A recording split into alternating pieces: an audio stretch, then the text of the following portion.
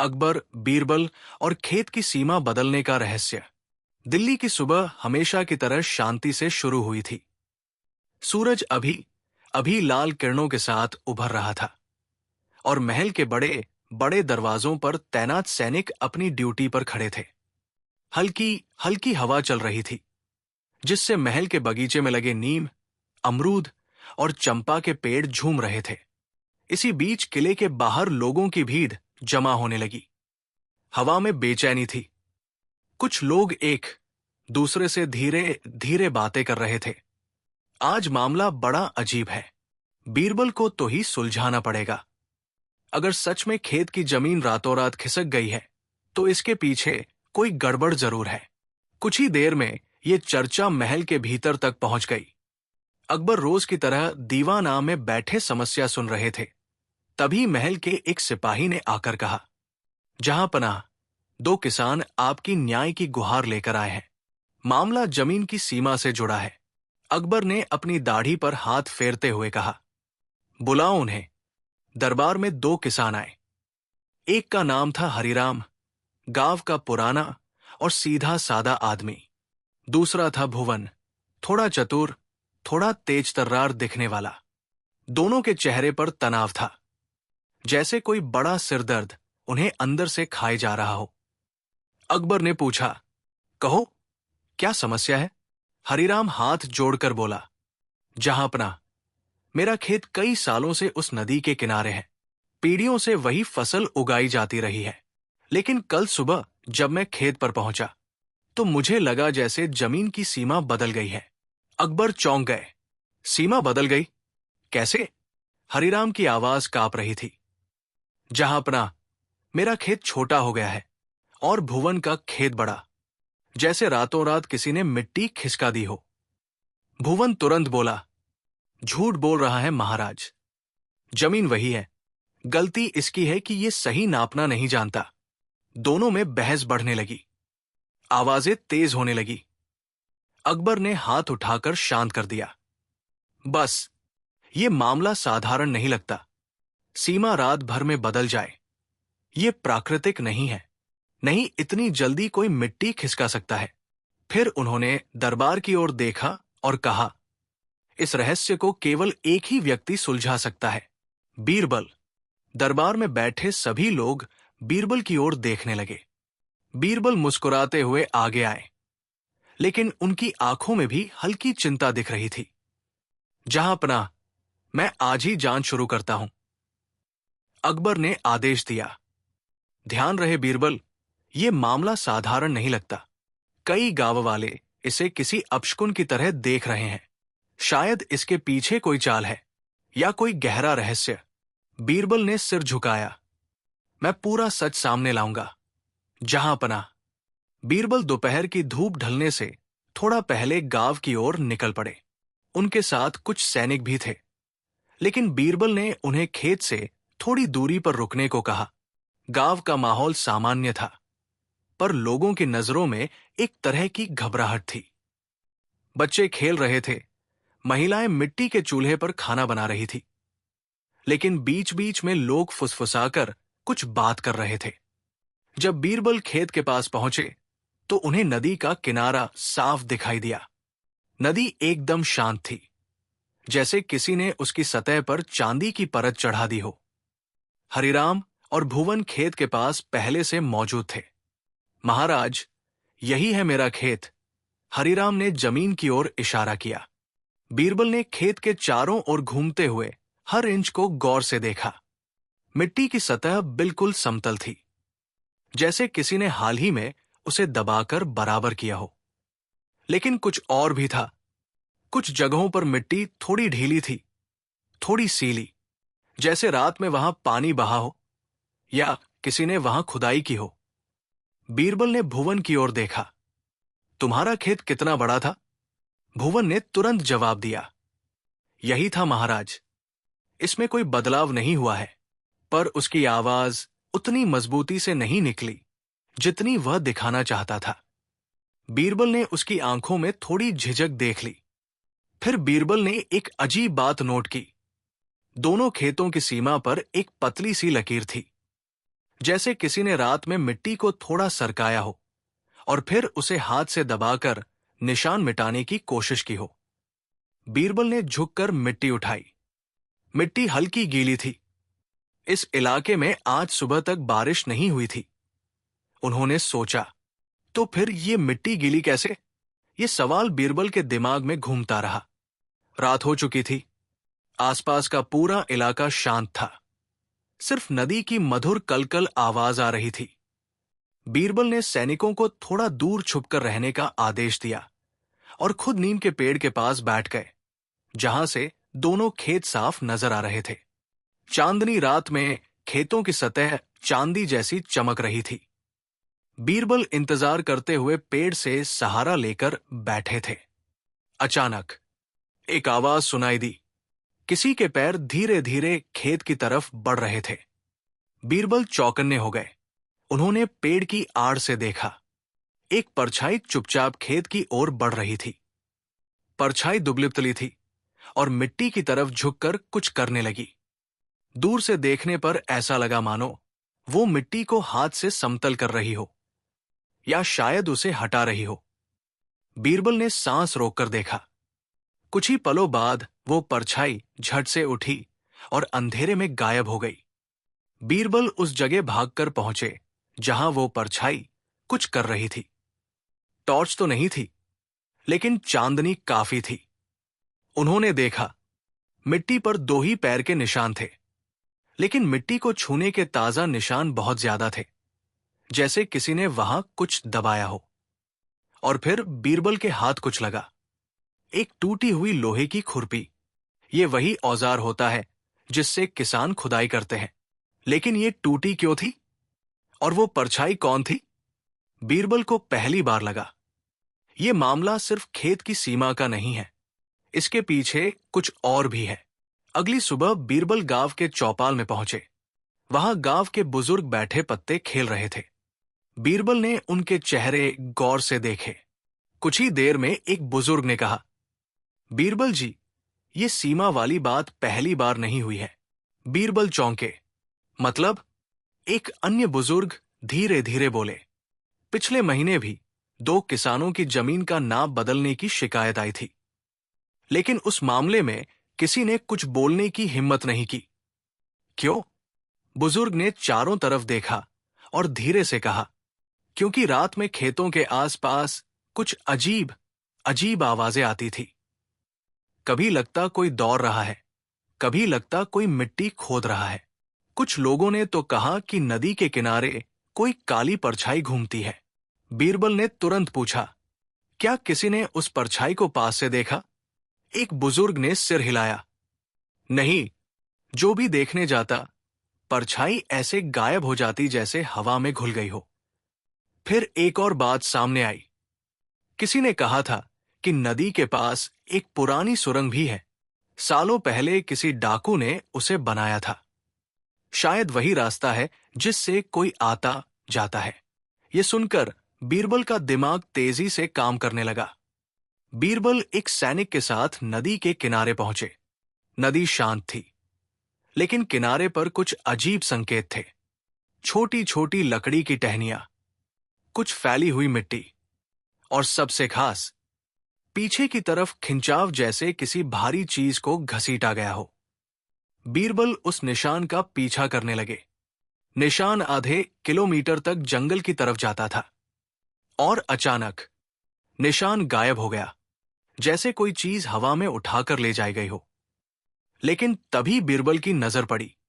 काई से ढकी एक चट्टान थोड़ी ढीली थी। उसके पीछे जैसे एक गड्ढा था।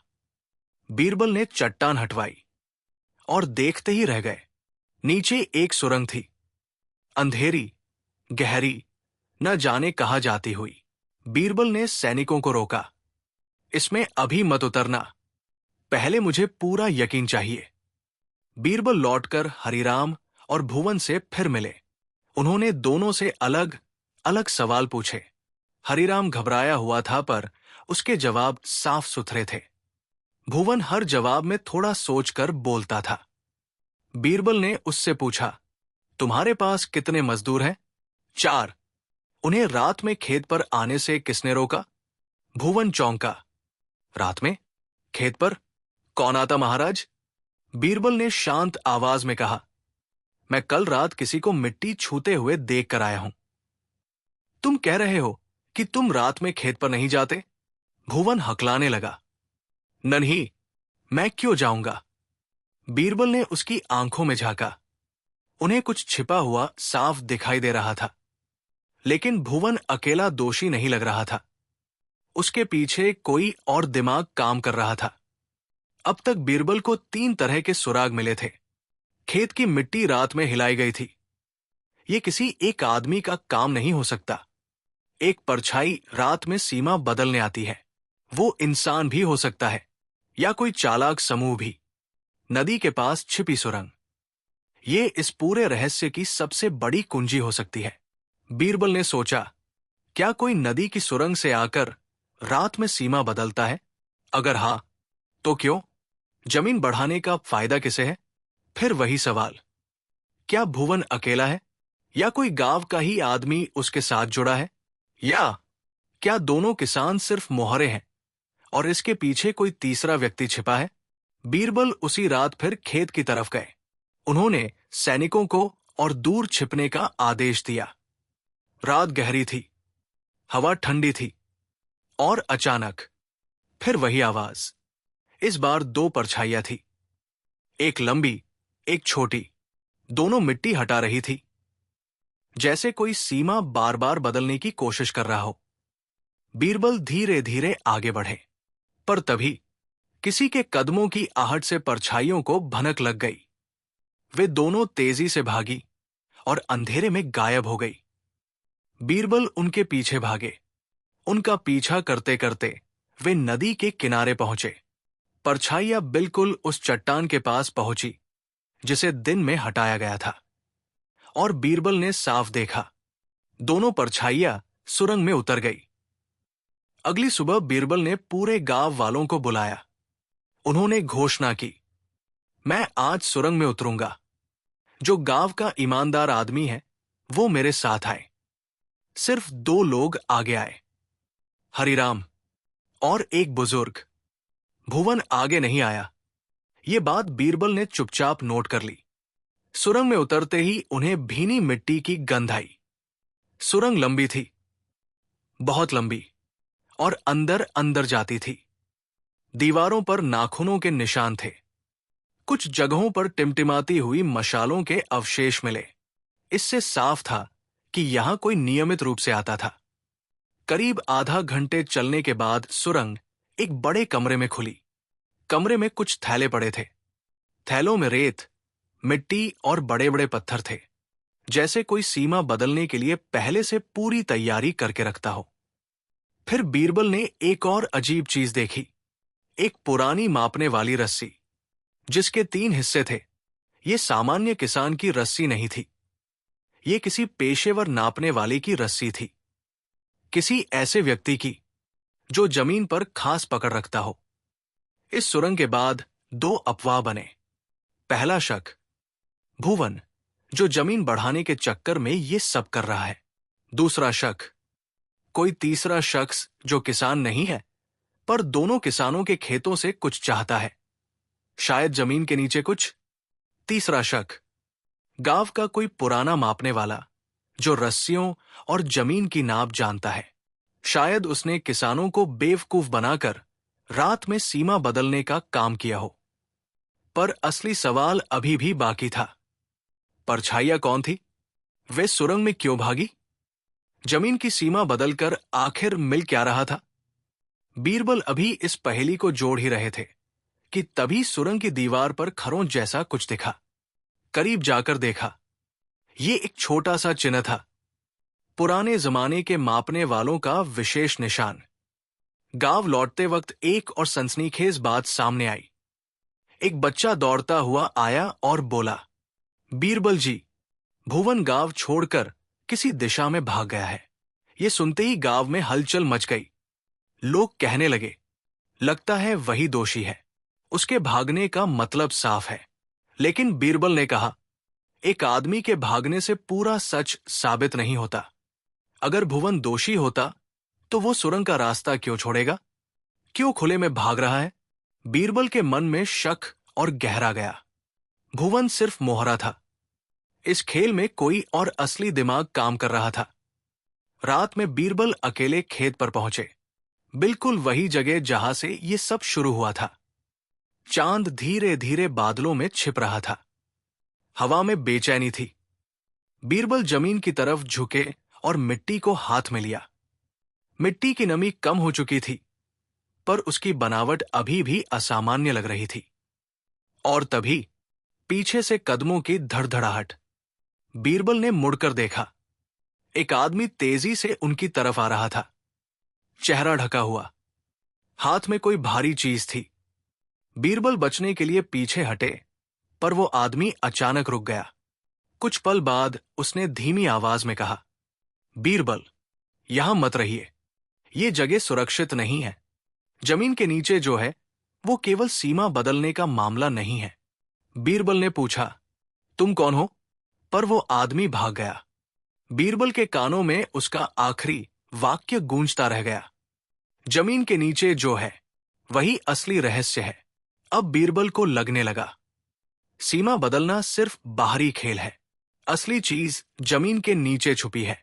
क्या जमीन के नीचे कोई पुराना खजाना है? क्या कोई सुरंग किसी और बड़े स्थान से जुड़ी है? क्या नदी के किनारे किसी डाकू का पुराना सामान छिपा है? या फिर क्या कोई गुप्त रास्ता है जो राजधानी तक जाता है? ये सोचकर बीरबल ने निश्चय किया, कल सुबह मैं इस सुरंग को पूरी तरह खोदवाऊंगा। लेकिन अभी सुबह आई भी नहीं थी कि गांव में हंगामा मच गया। लोग चिल्लाते हुए इधर उधर भाग रहे थे। भुवन मिल गया, पर वो बेहोश है। उसके कपड़ों में मिट्टी है। किसी ने उस पर हमला किया है। बीरबल उसके पास पहुंचे। भुवन डर के मारे कांप रहा था। वो कमजोर आवाज में बोला, मैं दोषी नहीं हूं। मैं सिर्फ एक चीज से बच रहा था, जो इस गांव में कोई भी नहीं मानता। बीरबल ने पूछा, कौन सी चीज? भुवन बोला, सुरंग में कोई और भी है। मैंने देखा है। वो इंसान नहीं है, या शायद इंसान जैसा नहीं दिखता। भीड़ में सन्नाटा छा गया। बीरबल ने उसकी बात पर भरोसा नहीं किया, लेकिन भुवन की आवाज में डर असली था। फिर वो बेहोश हो गया। बीरबल सुरंग के पास खड़े थे। हवा में एक अजीब सन्नाटा था। सुरंग का अंधेरा मानो किसी अनजानी दुनिया को छुपा रहा हो। उनके मन में सवालों का तूफान था। परछाइयां कौन थी? भुवन अकेला था या कोई और उसके साथ था? सुरंग इतनी गहरी क्यों थी? खेत की सीमा बदलने का असली कारण क्या था? जमीन के नीचे कौन सा राज छुपा है? और वो आदमी कौन था जिसने कहा था, जमीन के नीचे जो है वही असली रहस्य है? बीरबल ने सुरंग की तरफ देखा। सुरंग के अंदर से अचानक हल्की सी ठंडी हवा निकली, जैसे किसी ने भीतर से सांस छोड़ी हो। बीरबल ने सैनिकों से कहा, कल सुबह हम ये सुरंग पूरी तरह सदा के लिए खोलेंगे। लेकिन जैसे ही वे वापस लौटने लगे, सुरंग के अंदर से एक भारी आवाज आई, मत खोलना। सभी सैनिक डर गए। बीरबल भी एक पल के लिए रुक गए, लेकिन आवाज फिर नहीं आई। सुरंग फिर से शांत हो गई, जैसे कुछ हुआ ही न हो। बीरबल वापस महल लौट आए। अगली सुबह गांव में भीड़ थोड़ी कम थी। लोग अपने अपने कामों में लगे थे, पर हर किसी के चेहरे पर बेचैनी साफ दिख रही थी। बाजार में दो बातें चक्कर लगा रही थी।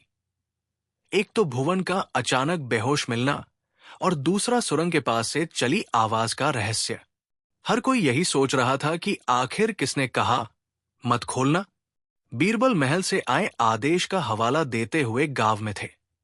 अकबर ने स्पष्ट कहा था कि कोई भी सुरंग खोलने या खुदवाने की अनुमति केवल सरकार के प्रतिनिधि और विश्वास पात्रों की मौजूदगी में दी जाएगी। पर बीरबल खुद नहीं मान रहे थे कि सब कुछ रुक जाए। वो जानते थे कि अगर ये मामला टाल दिया गया तो कुछ लोग फिर निशान बदलकर सब कुछ छिपा देंगे। बीरबल ने गांव के प्रधान से कहा, आज मैं खुद वहां जाऊंगा। तुम कुछ ग्रामीणों का इंतजाम कर लो, पर शांत ढंग से, बिना किसी हड़बड़ी के। गांव का प्रधान शुरू में हिचक रहा था, लोग डर रहे थे, पर आखिरकार कुछ लोग सहमत हो गए। वे कहने लगे, बीरबल जी के साथ जाना हमारा फर्ज है। हरिराम भी साथ था। वो शांत था, पर उसके चेहरे पर चिंता की रेखाएं गहरी थी। भुवन अभी भी बेसुध हालत में था और गांव के एक छोटे अस्पताल में रखा गया था। कुछ ने कहा कि वो अजीब बातें बोल रहा था। कुछ ने कहा कि उसकी आंखों में किसी ने डर भर दिया था। बीरबल और कुछ ग्रामवासी सुरंग के पास पहुंचे। सुरंग का मुंह वैसे ही था। ठंडी हवा बह रही थी और आसपास का क्षेत्र शांत था। लोग धीरे धीरे सुरंग के पास खड़े हुए। हर किसी के कदम धीमे थे, जैसे कोई खामोशी में भी आवाज उठा सकता था। बीरबल ने पहले सुरंग के मुख के आसपास के निशानों को देखा। किसी ने पास की मिट्टी में बार बार उथल पुथल की थी। कुछ लकड़ी के टुकड़े वहीं बिखरे मिले और दीवारों पर पुराने समय के खरोंचे अभी भी थे। वहां पर एक टूटा हुआ मापने वाला यंत्र और कुछ हथौड़े भी पड़े थे। सब कुछ इस बात की ओर इशारा कर रहा था कि यहां समय समय पर कोई आता जाता रहा है। बीरबल ने आसपास के जमीन पर ध्यान दिया। उसी जगह जहां रातों में सीमा बदलती थी, कोई छोटे छोटे दांत के निशान थे, जैसे किसी ने किसी चीज को काटकर मिट्टी को हटाया हो। इन निशानों का पैटर्न असामान्य था। ये किसी सामान्य खदान या खुदाई जैसा नहीं लगता था। ये नियोजित और चौंकाने वाला था। बीरबल ने कहा, यह काम किसी चाल चलन वाला नहीं कर सकता। इसे करने वाले लोगों को पता है कि कहाँ क्या करना है। किसी ने पूछा, तो ये किसने किया होगा, बीरबल जी? बीरबल उत्तर नहीं दे पाए। उनका चेहरा गंभीर था। वे जानते थे कि हर सुराग का मतलब यही नहीं होता जो वह दिखता है। किसी भी सुराग से सीधे निष्कर्ष निकालना खतरनाक हो सकता था। गांव के छोटे अस्पताल में भुवन कुछ बेहतर हालत में था, फिर भी बेहोशी के असर से बाहर नहीं आया था। जब उसे कुछ सुहाता हुआ हल्का सा होश आया तो उसने बीरबल की तरफ देखा। उसकी आंखों में डर और अफरात फरी दोनों साफ थे। भुवन ने धीरे धीरे कहा, वे रात में नहीं आते, वे नीचे रहते हैं। बीरबल ने पूछा, कौन रहते हैं नीचे, भुवन? साफ साफ बताओ। भुवन ने ज्यों ही बोलने की कोशिश की, उसके होंठ कांप गए। वो कुछ शब्दों के बीच रुका। फिर उसने बोला, मैंने देखा, एक बड़ा कक्ष है, उसमें कुछ बड़े डिब्बे, और उन डिब्बों पर कुछ लिखा हुआ था जो मैं पढ़ नहीं पाया। फिर एक हड़बड़ा कर किसी ने मेरे हाथ पकड़ लिए। बीरबल एक बार फिर ध्यान से सुन रहे थे। उन्होंने भुवन से पूछा, किसने तुम्हारा हाथ पकड़ा? भुवन चीखते हुए बोला, एक आवाज आई। आवाज ने कहा, मत देखो। फिर सब कुछ अंधेरा हो गया। यह सुनकर बीरबल का दिल तेजी से धड़क उठा। उसे लगा कि यह मामला अब सामान्य सीमा विवाद से कहीं आगे जा चुका है। अब यह किसी छिपे हुए स्थान और वहां छिपी चीजों से जुड़ा था। बीरबल ने डॉक्टर से कहा, उसकी अच्छी तरह जांच करो और कोई रासायनिक नशा या अन्य कारण नजर में आए तो बताना। पर मेरी राय में यह नशा नहीं है।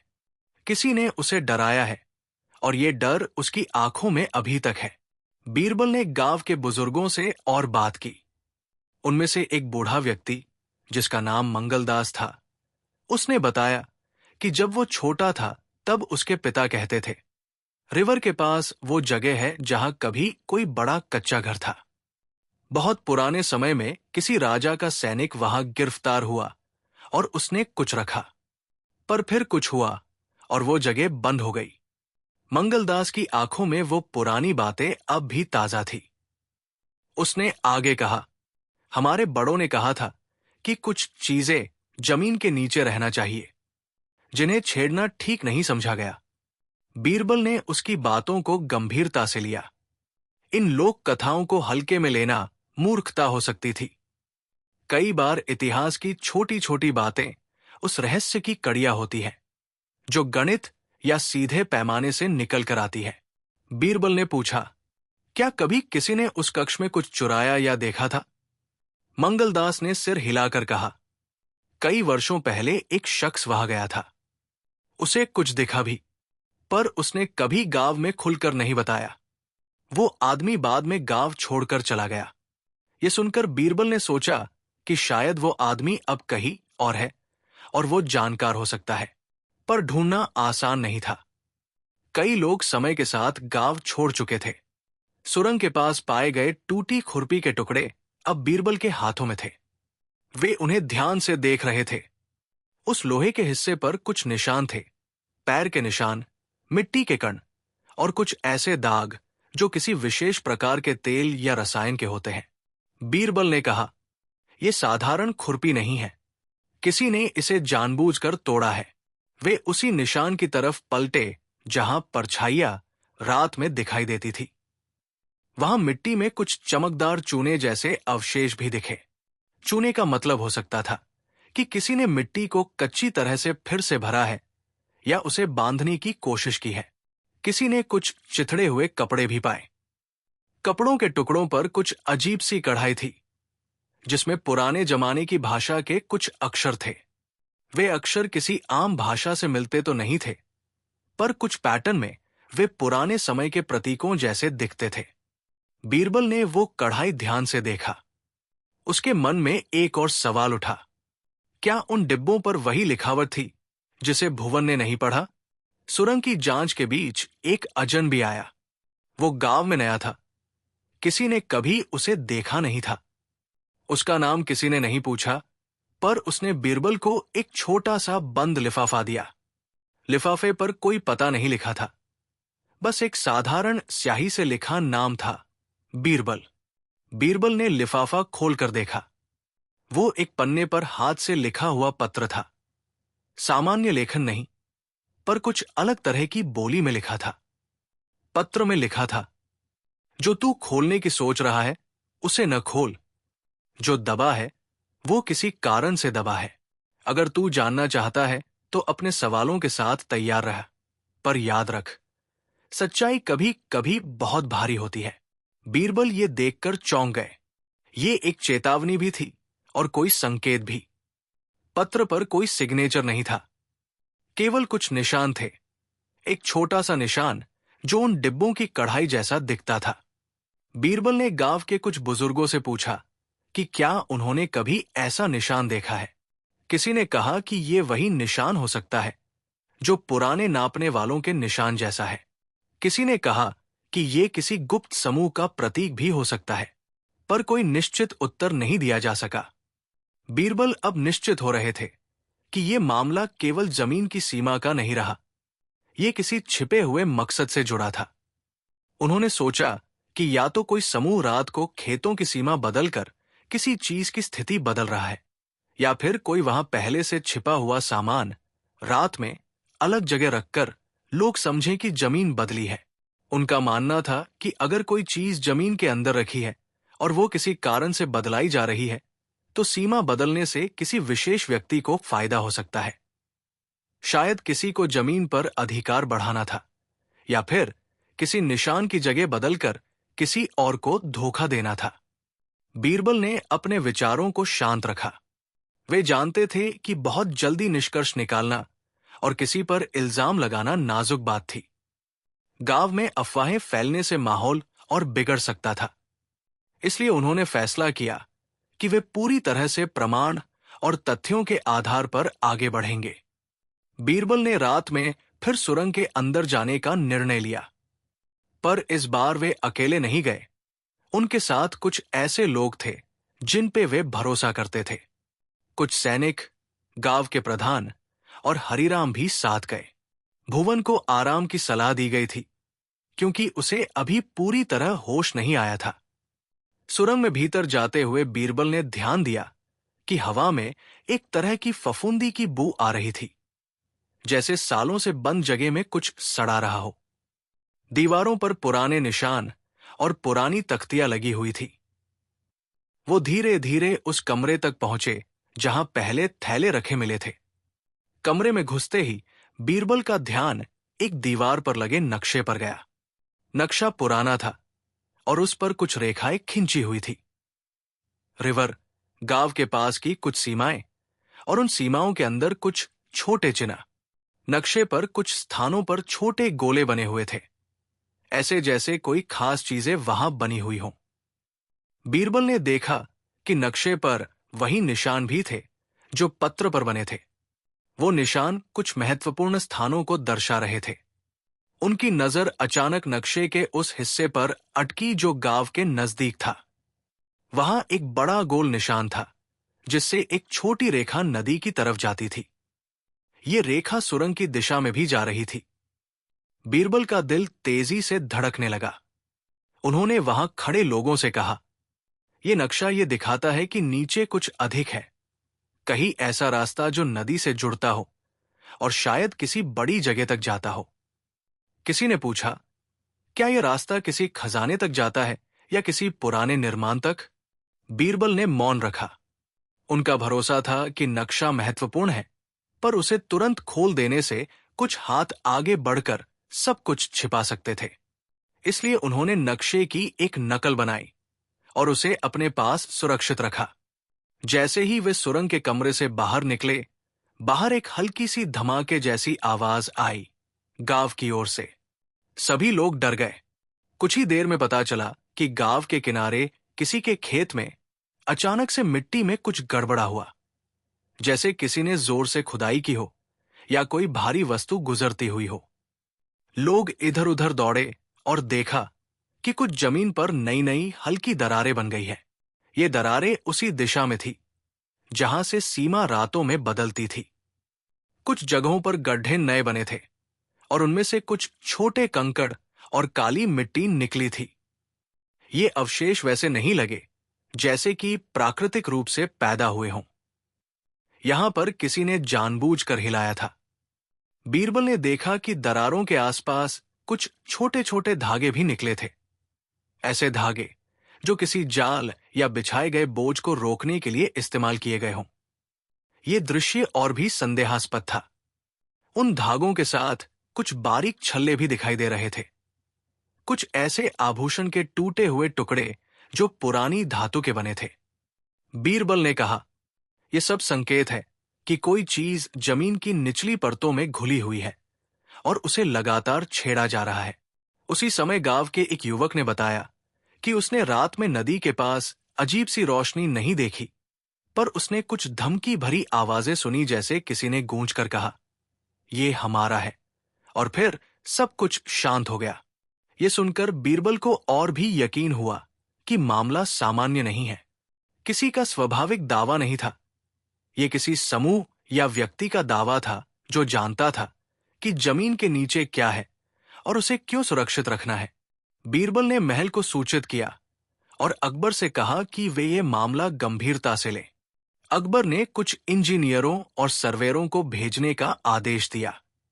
बात अब सिर्फ गांव की नहीं रही, ये एक बड़े स्तर का मामला बन चुका था। इंजीनियरों ने जमीन के नमूने लिए। कुछ नमूनों में असामान्य धातु के कण मिले।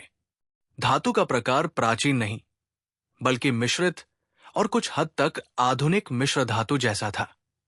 यह बताता था कि वहां पुराना सामान भी था और कोई हाल का संशोधन भी हुआ था, जैसे किसी ने पुराने कंटेनर में नया कुछ डाला हो। बीरबल ने एक और योजना सोची। उन्होंने गांव के कुछ भरोसेमंद लोगों को चुना और पूछा कि क्या किसी ने कभी रात में कुछ आवाजें सुनी हैं या किसी परिचित आदमी को अजीब तरह पैसे देते देखा है। कुछ लोगों ने नाम बताए, शामत सिंह जो कुछ साल पहले शहर से आया था, और एक दुकानदार जिसका व्यवहार अलग अलग रातों में बदलता था। बीरबल ने कहा, हमें हर उस शख्स की जानकारी चाहिए जो इस इलाके में पिछले 2-3 सालों में आया या गया है। कोई भी मामला छोटा नहीं होना चाहिए। कुछ जांचों से कुछ बातें उभर कर आई। शामत सिंह के सामान में से कुछ कागज मिले जिन पर पुराने समय के लिखे हुए कुछ नाम और स्थान थे। उन नामों में एक शब्द बार बार आता दिखा, एक पुराना किले का नाम जिसे अब कोई याद नहीं करता। किले का नाम उस नक्शे में भी कहीं गुम हुआ सा था।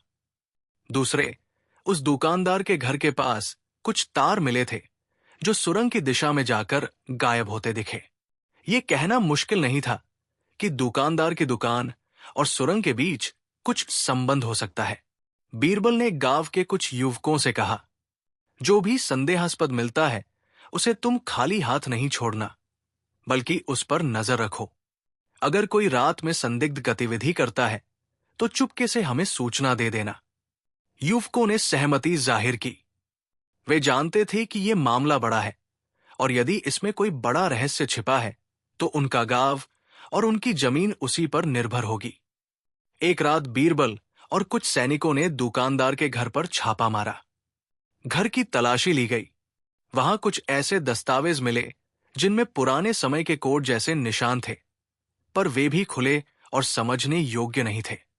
दस्तावेजों में कुछ तारों के नक्शे भी दिखे जो जमीन की अंदरूनी परतों की ओर इशारा कर रहे थे। पर दुकानदार घर में नहीं मिला।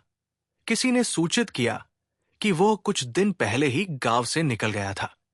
ये सब देखकर बीरबल को लग रहा था कि अधिक लोग इस मामले में शामिल थे।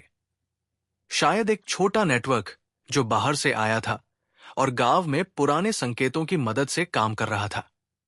पर हर बार जब वे किसी के पीछे पहुंचते, वो शख्स गायब मिल जाता, जैसे कोई सूचनाएं पहले से ही इकट्ठी कर ले गया हो और हर कदम पर आगे की दूरी बना ली हो। ये खेल अब सिर्फ गांव के 2 किसानों का नहीं रहा। ये अब एक खोज बन चुकी थी, एक खोज जो खतरनाक भी हो सकती थी। एक रात जब बीरबल सुरंग के पास खड़े थे तो अचानक किसी ने वहां पत्थर से दीवार पर खरोंच करते हुए कुछ अक्षर गढ़े हुए देखे। अक्षर पुराने और घिसे हुए थे, पर उनमें से कुछ पाट पाट दिखाई दिए, कुछ शब्द जो किसी दिशा की ओर इशारा कर रहे थे। उन अक्षरों में एक शब्द बार बार आता था, मूल।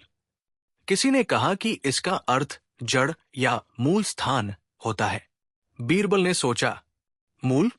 इसका मतलब कि नीचे कुछ मूल मंत्र या मूल इकाई है जो सब कुछ नियंत्रित करती है।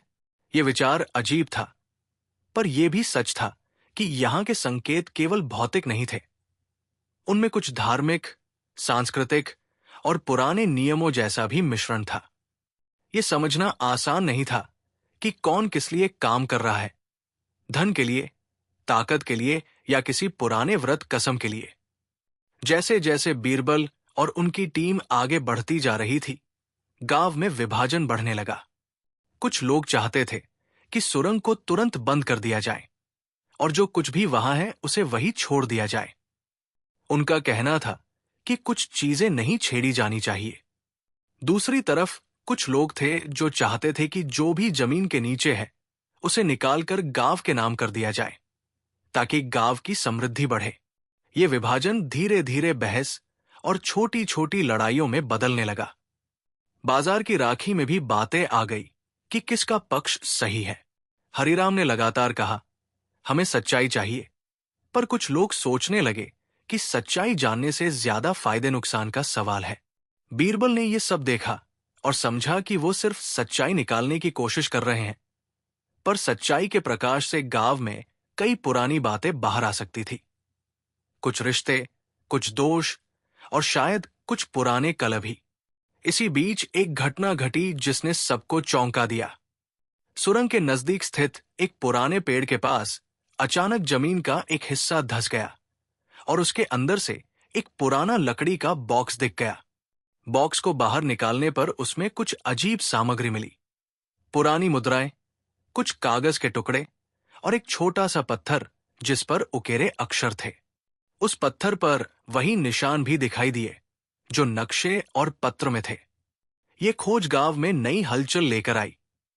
लोग ये सोच रहे थे कि ये तो किसी बड़े खजाने का संकेत है, पर बीरबल उस पत्थर को ध्यान से देख रहे थे। पत्थर पर अक्षर किसी सामान्य भाषा में नहीं थे, पर उनके पैटर्न में एक संदेश छुपा हुआ लगता था, जैसे किसी ने उसे संकेत देने के लिए वहां रखा हो। बीरबल ने कहा, यह वही संकेत है जो ये बताता है कि नीचे कुछ ऐसा है जिसे छेड़ने का उद्देश्य बस लाभ नहीं, बल्कि कोई पुराना नियम भी हो सकता है। कुछ लोगों ने कहा कि इसे महल को दे दिया जाए, कुछ ने कहा कि इसे गांव के नाम कर दिया जाए। बहस बढ़ती जा रही थी। बीरबल चुप रहे। वे जानते थे कि ये पत्थर और उसके ऊपर के निशान बहुत महत्वपूर्ण थे, पर उसे तुरंत सार्वजनिक करने से कुछ लोग जो अज्ञात थे, शायद और जल्दी कदम उठा सकते थे। एक रात जब सब कुछ शांत था, तब बीरबल के पास फिर वही स्याही से लिखा पत्र आया। इस बार पत्र खुलकर रखा हुआ था, कुछ इस तरह कि वो बीरबल के हाथ में क्लिक हो जाए। पत्र में लिखा था, अभी मत खोले, जो खोला जाएगा वो सबको बदल देगा। इस बार पत्र में कुछ और संकेत भी थे, कुछ छोटे चित्र और एक रेखा जो नदी की ओर जाती हुई दिख रही थी। पत्र के आखिर में बस इतना लिखा था, मूल की रक्षा करो। बीरबल ने पत्र पढ़ा और फिर उसे ध्यान में रख लिया। अब ये केवल चेतावनी नहीं थी, ये संकेत भी था कि कोई और इस खेल को बहुत समय से समझ रहा था और वो किसी कीमत पर सबको रोकना चाहता था। कुछ दिन बाद भुवन ने कुछ और बातें बताईं। उसने कहा, मैंने देखा था कि एक बड़ा ढांचा है, एक तरह की मशीन जो जमीन के कुछ हिस्सों को अलग कर सकती है। वहां कुछ बड़े पाइप थे, कोई वहां से पानी जैसे तरल पदार्थ निकालता था और जमीन फिर हिल जाती थी, फिर वो खुद वहां कुछ रख देता था। भुवन की बातों से बीरबल के दिमाग में एक तस्वीर बनी, एक तकनीकी उपकरण जो जमीन को हिलाकर कुछ स्थानों को बदल सकता है। पर ऐसी तकनीक यहां पर कैसे थी? कौन लाया था और किस लिए? आखिरकार भुवन की ताकत खत्म हो गई और वो फिर से बेहोश हो गया। डॉक्टर ने कहा कि उसे आराम की जरूरत है और उसे किसी बड़ी बात से विचलित नहीं करना चाहिए। बीरबल के पास बराबर के कुछ संकेत हैं, नक्शा, पत्थर, पत्र, कुछ धातु के कण और एक सुरंग जो नदी तक जाती हुई नजर आती है।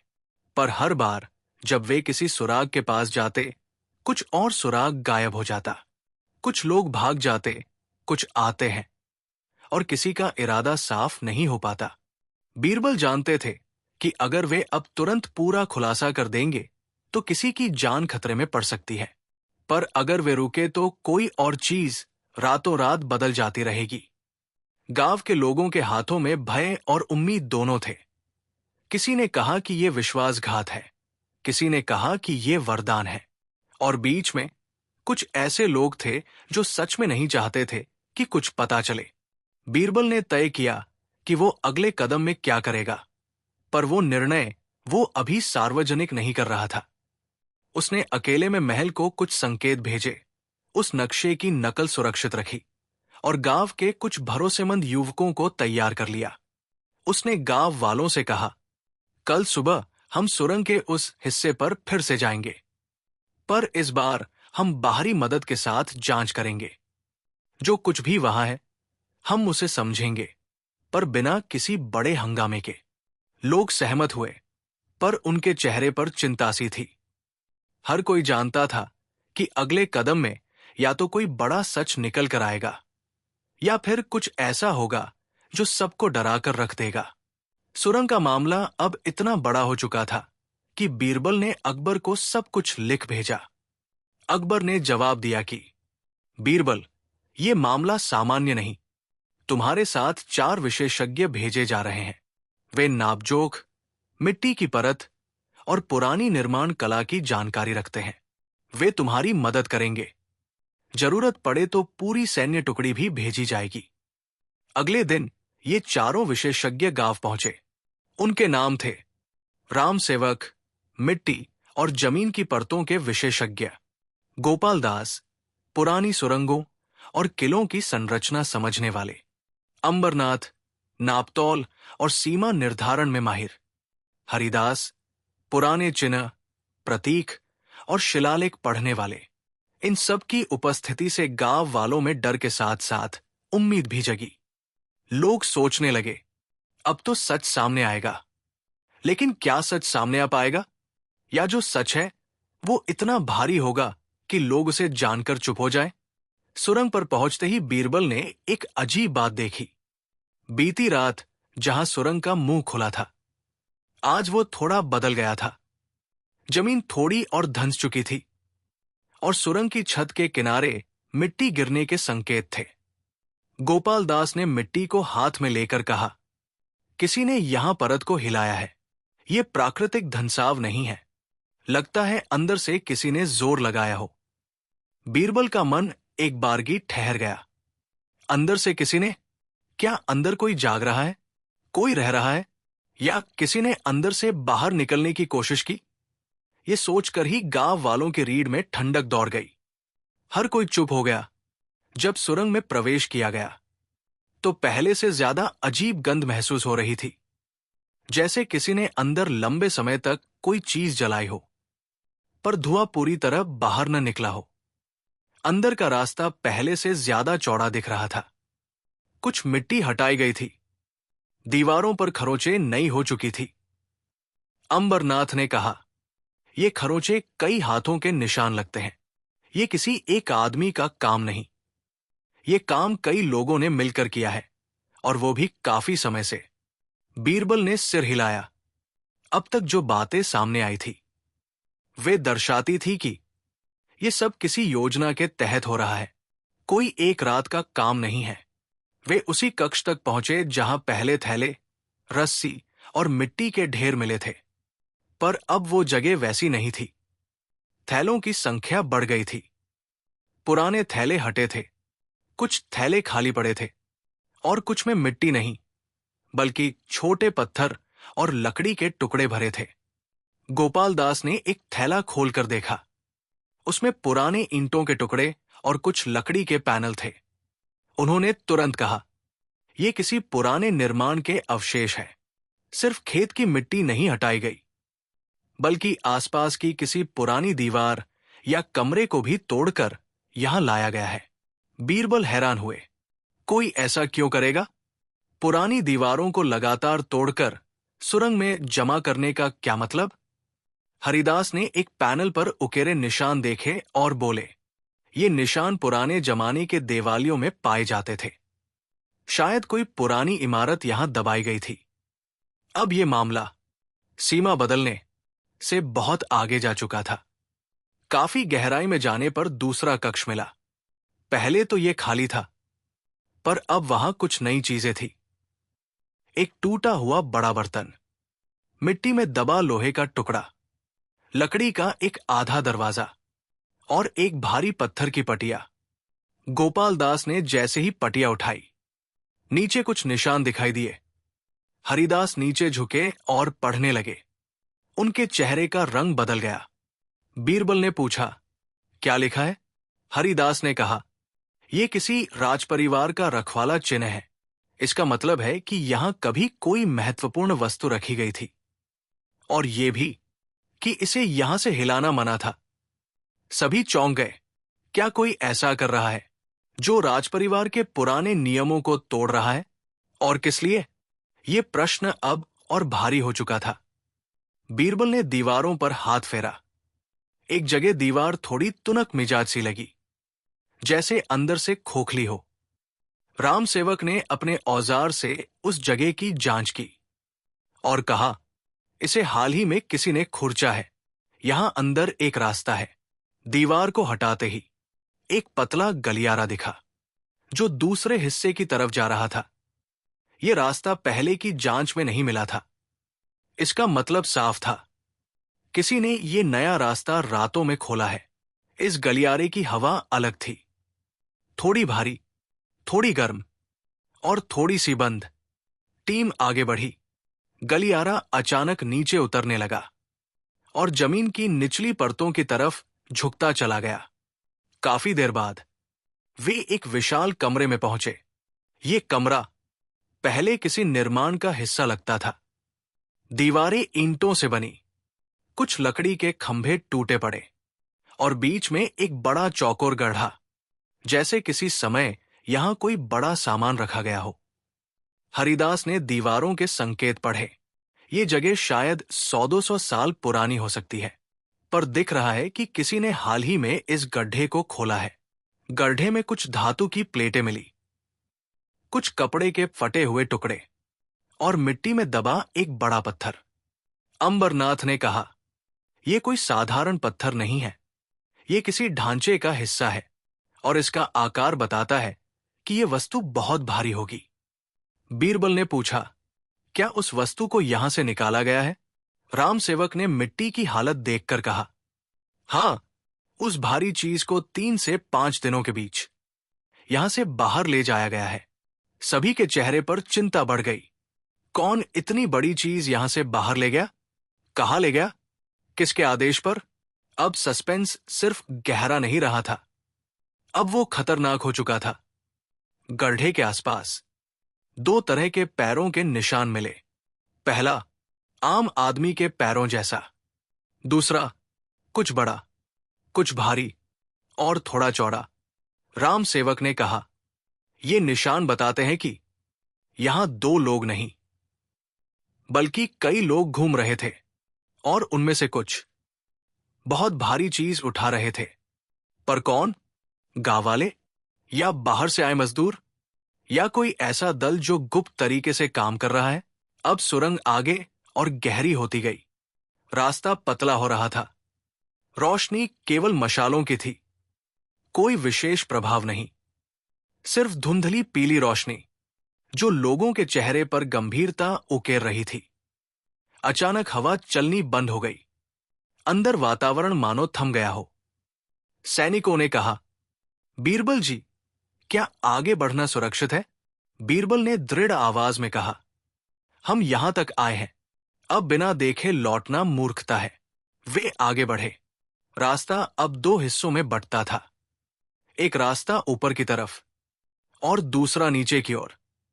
हरिदास ने पुराने चिन्ह देखे और कहा, नीचे वाला रास्ता खतरनाक लगता है, ऊपर वाला रास्ता शायद किसी पुराने कक्ष की तरफ लौटता होगा। बीरबल ने नीचे जाते रास्ते की मिट्टी छुई, और वो हल्की गर्म थी। ये रास्ता हाल ही में इस्तेमाल हुआ है। वे नीचे वाले रास्ते पर गए। ये कक्ष छोटा था, पर यहां 3 चीजें मिली।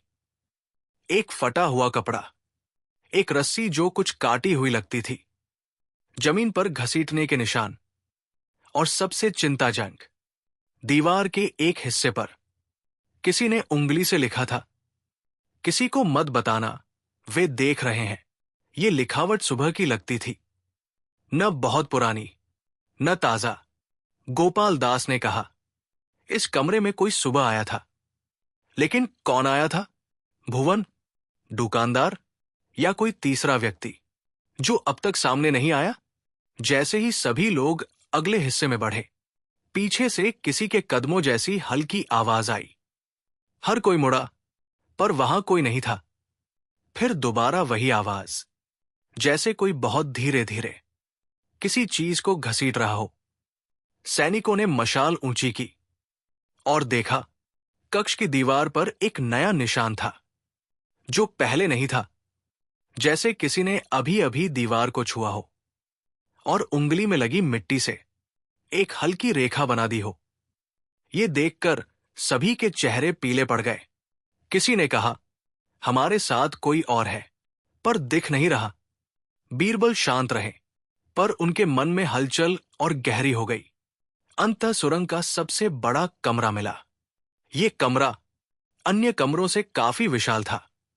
बीच में एक बड़ा गोलाकार निशान था, जिसे मिट्टी और लकड़ी से ढका गया था, पर अब उसे हटाया गया था। हरिदास ने कहा, यह कोई साधारण कमरे का चिन्ह नहीं, ये किसी वस्तु के रखने की जगह थी। यहां कोई बड़ी चीज रखी जाती थी, और ये चीज अब यहां नहीं है। अंबरनाथ ने जमीन पर घसीटने के निशान देखे और कहा, इसे 6-7 लोग मिलकर लेकर गए हैं और इस दिशा में ले गए हैं। उन्होंने दूसरी छोटी सुरंग की ओर इशारा किया, जो गांव की ओर वापस जाती थी। इसका मतलब, वो जो भी वस्तु थी, वो अभी भी गांव में है। और ये बात सबसे डरावनी थी। बीरबल सुरागों का पीछा करते हुए एक पुरानी झोपड़ी तक पहुंचे, जहां पहले किसी बूढ़े आदमी रहा करता था। झोपड़ी में कुछ ऐसे निशान मिले, भारी चीज रखे जाने के निशान, टूटे हुए लकड़ी के तख्ते, मिट्टी के डले, पत्थर के छोटे टुकड़े और एक कागज का आधा फटा टुकड़ा। उस टुकड़े पर लिखा था, जो खोद रहे हो उसे मत खोलो, जो खोल दिया है उसे छिपा नहीं पाओगे। अब यह साफ हो चुका था कि कोई तीसरी ताकत, इस खेल में शामिल है, जो न तो भुवन है और न हरिराम। लेकिन वो कौन है? दुकानदार, शामत सिंह, कोई बाहरी, या कोई ऐसा जिसे गांव वाले पहचान भी नहीं रहे? जैसे ही बीरबल और उनकी टीम वापस आ रही थी, किसी ने पीछे से मिट्टी का ढेर गिराया, जिससे 2 सैनिक नीचे गिर गए। सब चौंक गए, किसने ये किया? लेकिन चारों ओर कोई नहीं था। बीरबल ने आवाज लगाई, कौन है वहां? सन्नाटा, सिर्फ हवा चलने की आवाज। राम सेवक ने धीरे से कहा, यह कोई हमें डराने की कोशिश कर रहा है, और ये वही व्यक्ति है जो सुरंग को चला रहा है।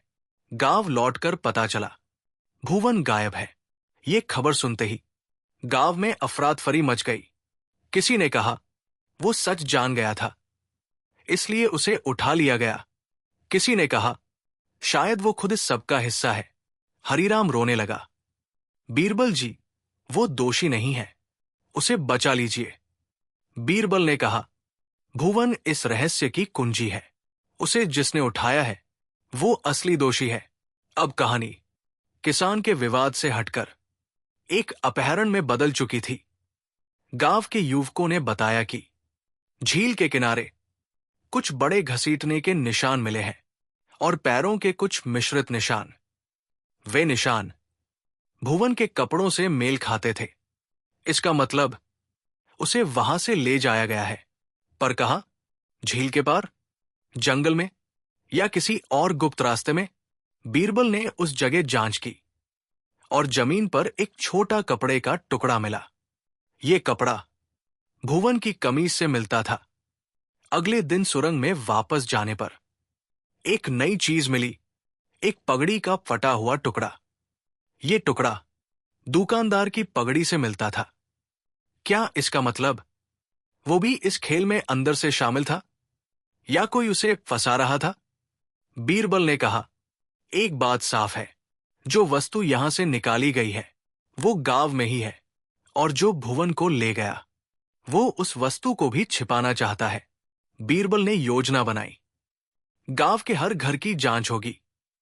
पर इससे पहले रात में गांव के बीचों बीच एक और गड्ढा मिला, जैसे किसी ने वहां कुछ दबाया हो या निकाला हो। लोग कहते थे, बीरबल जी आते हैं तो कुछ और गहरा मिल जाता है, कुछ है जो सामने नहीं आ रहा। बीरबल ने शांत होकर कहा, सच सामने आएगा, लेकिन शायद वो आसान नहीं होगा। हरिदास और राम सेवक ने उस मिट्टी की परत की जांच की जो नए गड्ढे से निकली थी। उन्होंने कहा, यह मिट्टी सुरंग के अंदर की है, मतलब वो वस्तु यहां कहीं दबाई गई थी और उसे कल रात निकाला गया है। अंबरनाथ ने पैरों के निशान देखे और कहा, उन्हीं पैरों का आकार जो सुरंग में मिले थे। अब यह साफ था, दोषी कोई गांव का आदमी नहीं, कोई ऐसा है जो सुरंग के रास्तों को अच्छी तरह जानता है, पुरानी संरचनाओं की जानकारी रखता है और गांव में बिना देखे घूम सकता है। बीरबल ने रात को अकेले बैठकर सब घटनाओं को जोड़ने की कोशिश की। खेतों की बदलती सीमा, रात में दिखाई देने वाली परछाइयां, सुरंग के पुराने चिन्ह, भारी वस्तु का गायब होना, भुवन का अपहरण, दुकानदार का अचानक भाग जाना, खत के पत्र, गांव के बाहर की झोपड़ी, ताजा गड्ढे, झील के किनारे के निशान। ये सब बातें किसी एक ही दिशा की ओर इशारा कर रही थी। कुछ बहुत पुराना, कुछ बहुत बड़ा, कुछ बहुत महत्वपूर्ण इस जमीन के नीचे दबा था, और अब वो किसी के हाथ लग गया है। बीरबल ने आंखें बंद कर ली और सोचा, अब आगे क्या? उन्होंने सैनिकों को बुलाया और कहा, कल सुबह हम नदी के उस पार जांच करेंगे। वहीं से असली रास्ता खुलता है, और शायद वहीं से इस खेल का असली खिलाड़ी भी सामने आए। गांव के लोग जागते रहे, हवा में डर था। बीरबल ने सबसे पहले यह सुनिश्चित किया कि गांव और सुरंग दोनों जगह पर नजर रखी जा सके। उन्होंने कुछ भरोसेमंद युवकों को चुना, कुछ सैनिक छिपा कर रखे, और रात के लिए गांव के कुछ घरों में गुप्त प्रहरी बैठा दिए। साथ ही उन्होंने अपने उन 4 विशेषज्ञों से कहा कि वे हर छोटी सी छोटी बात नोट करें। मिट्टी के गोले, धातु के कण, कपड़ों के टुकड़े, सब कुछ। अकबर ने भी आदेश दिया कि गांव में किसी भी तरह की बार बार आवागम पर रोक रहें। बाहर से आने जाने वाले लोगों की पहचान करवाई जाए। पर बीरबल ने यह भी कहा कि दिखाने वाली कड़ाई से काम नहीं चलेगा। दोषी ज्यादा सतर्क है, उसे फंसाने के लिए सूझबूझ और फंदे दोनों चाहिए। बीरबल की योजना साधारण थी। दोषी को यह लगे कि उसे पकड़ना आसान है और फिर जैसे ही वो गलती करे उसे घेर लिया जाए। ये हमेशा उनकी चाल रही थी, दिखावटी कमजोरी से विपक्ष को लुभाना और फिर एकदम पकड़ लेना। भुवन का अपहरण गांव वालों के मन में सबसे बड़ा दर्द बन गया था। हरिराम दिन रात रोता, पर बीरबल ने उनसे कहा, पहाड़ की तरह धीरज रखो, भावनाओं से काम बिगड़ता है, सच्चाई की चिंता अब मेरी है। भुवन को लेने वाले लोग लापरवाह नहीं थे। उन्होंने उसे कमजोर जगह पर रखा था, जहां वो बाहर की दुनिया नहीं देख पाता था। पर भुवन का दिल साफ था, उसने गलती नहीं की थी। भुवन ने जो मामूली सी गलती कर बैठा था, सुरंग में गलती से उतर जाना और वहां कुछ देखते ही भाग खड़ा होना, उसे गलत नतीजे का डर लगा और यही उसका अपमान बन गया। भुवन का डर इतना था कि वह किसी का नाम नहीं ले रहा था। वो बार बार कहता, वे बड़े लोग हैं, ऊंचा दर्जा है, मैं डरता हूं। पर ग्रामीणों का डर भी बड़ा था। वे किसी बड़े से मुंह कैसे खोलते? भुवन की चुप्पी ने लोगों के मन में कई सवाल छोड़े, पर बीरबल ने देखा कि उसकी आंखों में जो नाम झलकता था वो किसी छोटे आदमी का नहीं बल्कि किसी जिम्मेदार शहर वाला आदमी का था। बीरबल ने नक्शे की नकल और पत्थर पर के निशान का तुलनात्मक अध्ययन कराया। हरिदास ने कहा कि वो निशान पुराने राजपूत कुल के प्रतीक थे। उन्हीं का उपयोग जमीन के अधिकारों को चिन्हित करने में हुआ करता था। पुराने जमाने में जब कोई जमीन किसी खास राजघराने के कब्जे में होती थी तो उसे ऐसे चिन्हों से चिन्हित करके रखा जाता था। ये अन्याय नहीं था, पर इसका मतलब यह भी था कि जमीन के नीचे कोई दस्तावेज या सिक्के जैसे महत्वपूर्ण सामान रखा गया होंगे, ताकि आने वाली पीढ़ियां ये न भूले कि ये जमीन किसकी थी। नक्शे के गोले और पत्थर के निशान ने मिलकर ये संकेत दिया कि जमीन के नीचे वास्तव में कागजों और दस्तावेजों का एक छोटा संग्रह रखा गया था। पुराने अधिकार पत्र, कुछ गवर्निंग दस्तावेज और शायद कुछ कीमती सिक्के। ये जानकर बीरबल ने सोचा, अगर ऐसा है तो कई लोगों के लिए ये चीज अहम है, खासकर उनसे जो जमीन के स्वामित्व के बारे में दाव लगाना चाहते हैं। पत्रों का अर्थ भी धीरे धीरे समझ आने लगा। पत्र का लेखक वो बूढ़ा नापने वाला था जिसने गांव को बचाने की कस्में खाई थी। उसने देखा कि कुछ लोग इस धरोहर को मिटाकर जमीन का नक्शा बदलकर अपने फायदे के लिए उपयोग कर सकते हैं। इसलिए उसने चेतावनी दे रखी थी, मत खोलो, ताकि लोग समझें कि कुछ चीजें केवल पुरखों की याद के लिए सुरक्षित रहती हैं। पर किसी ने पुरखों की याद को व्यावसायिक लाभ के हाथों तिलांजलि दे दी थी। कुछ जांचों से शामत सिन्हा का नाम बार बार आया। वो शहर से आया था और गांव में कई बार घूमता। जब बीरबल ने उसके गोदाम और सामान की तलाशी ली तो कुछ कागज और कुछ पुराने नक्शे मिले, जिनमें वही चिन्ह और वही संकेत बार बार दिख रहे थे। शामत सिन्हा के पास कुछ पैसे भी मिले, अवैध रकम की तरह। दुकानदार, जिसने रात में गायब होने के बाद अचानक बाहर भागा था, उसके घर से भी कुछ तार मिले जो सुरंग की दिशा में जाते थे। दोनों के संबंध भी पाते गए, पर बीरबल ने देखा कि शामत सिंह और दुकानदार केवल मोहरे थे। वास्तविक दिमाग कहीं और था, कोई जो शहर में बैठा हुआ था और पुराने कागजों को देखकर अपना फायदा निकालना चाहता था। शामत सिंह ने कहा कि उसे किसी ने खोजना सिखाया, एक आदमी जिसने गांव के पास पुरानी नक्शों का अध्ययन कर रखा था और जिसने कहा था कि जहां दस्तावेज मिलेंगे वहां जमीन का हक बदला जा सकता है। वो आदमी शहर का था और वो आदमी ही अंततः दोषी निकला, पर अभी बीरबल को पुख्ता प्रमाण चाहिए थे। एक रात जब बीरबल ने गांव में जाल बिछा रखा था और सेना छिपी हुई थी, दोषी, जो शहर का एक प्रभावशाली व्यक्ति था, खुद गांव आया। वो अपने साथ कुछ ठेलाघरों और भारी कामगारों को लेकर आया, ताकि वह जो चीज वहां से निकाली गई थी उसे अपने साथ ले जा सके। उसे लगा था कि गांव के लोगों को डराकर काम कर लेना आसान होगा।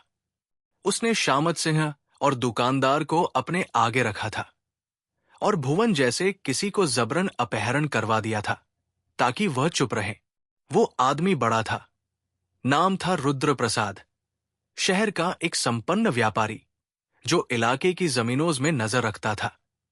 उसने कई गांवों में काम किया और कई दस्तावेजों को बदलकर जमीन अपने नाम कर ली थी। उसका मकसद साफ था, अगर सुरंग से पुराने अधिकार पत्र और दस्तावेज मिलते हैं तो वो उन्हें जलाकर अपने फायदे के लिए फर्जी दस्तावेज जनरेट करवा देता। इस बार भी यही योजना थी।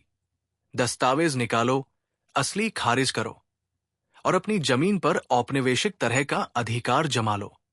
बीरबल ने बहरे कानों से उसकी हर चाल समझ ली थी। पर रुद्र प्रसाद चालाक था।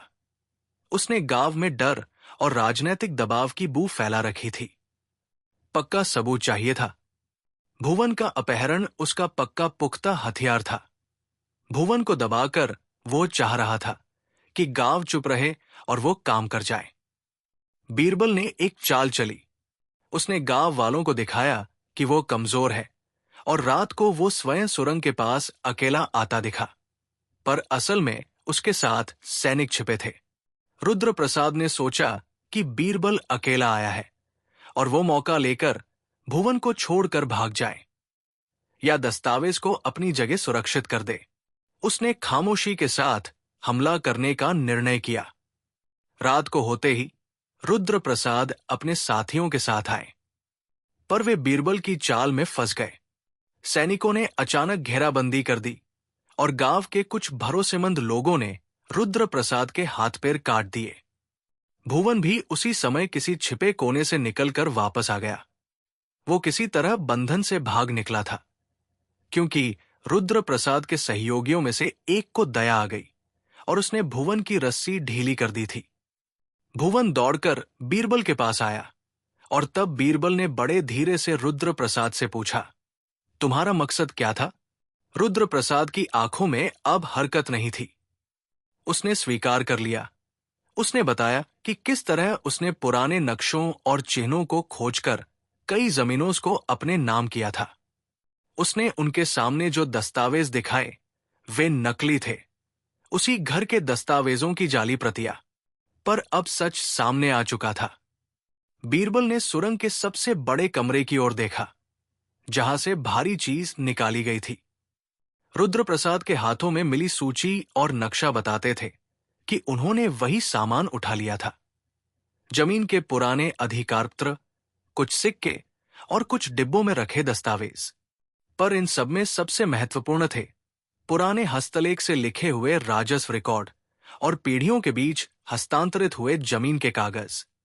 ये कागज ऐसे थे कि जिन पर गांव के उपजहक और नदियों के किनारे की सीमाएं दर्ज थी। इन कागजों के साथ किसी ने खेल किया तो गांव के कई खेत खो सकते थे। रुद्र प्रसाद ने सूचित किया कि उसने सभी कागजों को बाहर भेज दिया था, पर बीरबल ने देखा कि कुछ कागज सुरंग की किसी कोठरी में छुपा छिपाया गया था। उन्होंने वही कोठरी खोली और सच पाया। कुछ असली कागज वहां अभी भी थे, छुपे हुए, जिन्हें बूढ़े नापने वाले ने समय पर छिपा दिया था, ताकि कोई आकर सब कुछ मिटा न दे। बूढ़े नापने वाले ने ही उन कागजों पर संकेत छोड़े थे। यही वो पत्र और निशान थे जो बीरबल ने पहचाने थे। ये सत्य साबित करने के लिए काफी था कि रुद्र प्रसाद ने सच में कुछ हेराफेरी की थी। गांव के लोगों के पास अब वो प्रमाण थे जिनसे वे अपने खेत बचा सकते थे। अकबर ने आदेश दिया कि रुद्र प्रसाद को राजधानी ले जाया जाए और उसके खिलाफ मुकदमा चलाया जाए। उसके साथ जुड़े लोग भी पकड़े गए। शामत सिन्हा और दुकानदार जैसे लोगों की भूमिका को देखकर उन्हें गांव के लोगों के सामने सजा दी गई, पर उन्हें भी समझाने का मौका दिया गया कि क्या किया गया। कुछ को दंड मिला, कुछ को गांव की सार्वजनिक सेवा के लिए काम पर लगाकर उनके दुष्परिणामों को मिटाने का मौका दिया गया। पर सबसे बड़ी सजा थी उस काम की। रुद्र प्रसाद ने वो सब कुछ किया आया था जो उसने सोचा था उसे करना आसान होगा। पर अब न केवल उसका व्यापार ठप हो गया, बल्कि उसकी प्रतिष्ठा और धन पर सवाल उठे। अकबर ने कड़ा संदेश भेजा कि किसी भी तरह की जमीन हेराफेरी पर पूर्णतः रोक रहेगी, और जो लोग ऐसे कामों में लिप्त पाए गए वे राजकीय कानून के अनुसार सजायाफ्ता होंगे। बीच के कई दिनों में गांव के खेतों की सीमाएं पुरानी कागजों के आधार पर फिर से तय की गई। अंबरनाथ और टीम ने पुरानी रस्सियों और चिन्हों के आधार पर नाप की पुष्टि की। जहां पुराने दस्तावेज मिले वहां खेतों को वापस कर दिया गया। जहां पर नकली दस्तावेज मिले उन्हें निरस्त कर दिया गया।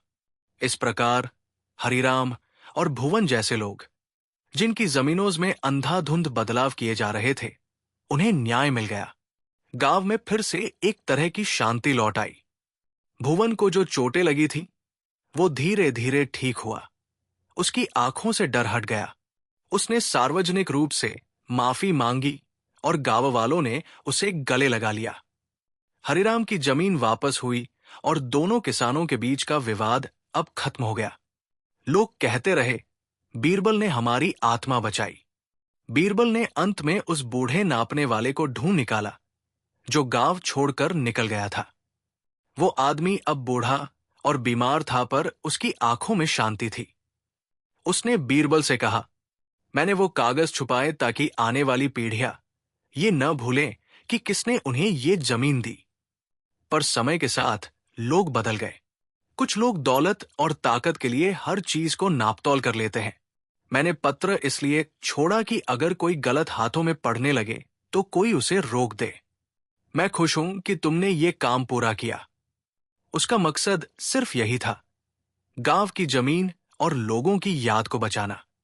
उसने अपने जीवन की अंतिम इच्छाएं पूरी होते देखी और धीरज से संसार से विदा हुआ। गांव ने उसे शांति से अंतिम विदाई दी और उसकी याद में एक छोटा सा पत्थर सुरंग के पास रखा गया, जिसके ऊपर लिखा गया, याद रखने वालों के लिए। कई महीने बाद गांव में रोजमर्रा की जिंदगी वापस आ गई। लोग खेत जोतने लगे, बच्चे खेलने लगे और बाजार में फिर से आवाज गूंजने लगी। पर लोगों की आंखों में एक नई समझ थी। चीजों की कीमत केवल धन नहीं होती, कभी कभी इतिहास, पहचान और पहचान की गवाह कागज और निशान भी होते हैं। उन्होंने सीखा कि भूले बिसरे दस्तावेज और परंपराएं भी किसी समुदाय की जड़ होती है और उन्हें नष्ट करना आसान नहीं होना चाहिए। अकबर और बीरबल ने गांव में एक छोटी न्याय समिति बनाई जो भविष्य में ऐसे मामलों को देखकर त्वरित कार्रवाई करे। उन्होंने आदेश दिया कि किसी भी पुरानी कानूनी दस्तावेज को सुरक्षित जगह पर रखा जाए और उसकी प्रतियां स्थानीय स्तर पर दर्ज करवाई जाए, ताकि फिर किसी ने अंधाधुंध फार्मूले से लोगों की जमीनें हड़पने की कोशिश न की जा सके। 1 साल बाद गांव का मौसम बदल गया। खेतों में हल्की हल्की हरियाली लौट आई थी। भुवन खेत में हल चला रहा था। हरिराम अपने बच्चों को साथ लेकर नदी के किनारे जा रहा था। बीरबल महल से आया और उन्होंने गांव में एक छोटी सभा की, जिसमें उन्होंने सभी का धन्यवाद किया और कहा, सच्चाई की लड़ाई कठिन होती है, पर जीत सदा सच्चाई की ही होती है। हमें अपने इतिहास का मान रखना चाहिए और अपने बच्चों को ये सिखाना चाहिए कि कौन सी चीज जिंदगियों से बड़ी होती है। गांव वालों ने तालियां बजाई। अकबर ने यह सुनिश्चित किया कि अब गांव की सीमाएं लोकल नापजोख और दस्तावेजों के अनुसार सार्वजनिक रूप से दर्ज कर दी जाए, जिससे कोई भी व्यक्ति भविष्य में न संशोधन कर सके और न ही कोई बेईमानी कर सके। सब कुछ ठीक होने के बाद भी एक छोटी सी बात बची रही। सुरंग के अंदर छोड़े गए कुछ पुराने निशान और पत्थर, जिन पर बूढ़े नापने वाले ने कुछ ऐसे अक्षर खुदे थे जो गांव के बच्चों को आज भी रोचक लगते थे। उन्होंने उन अक्षरों को पढ़ना शुरू कर दिया और उनमें से कुछ को किसी योग्य विद्वान ने पढ़कर बताया। वे अक्षर केवल सीमा के संकेत नहीं थे, वो एक प्रकार की चेतावनी और आशीर्वाद भी थे। जिस भूमि को सुरक्षित रखो, उसकी रक्षा करो। जो इतिहास तुम्हें मिला है, उसकी कद्र करो। गांव ने ये बात अपने दिल में रख ली।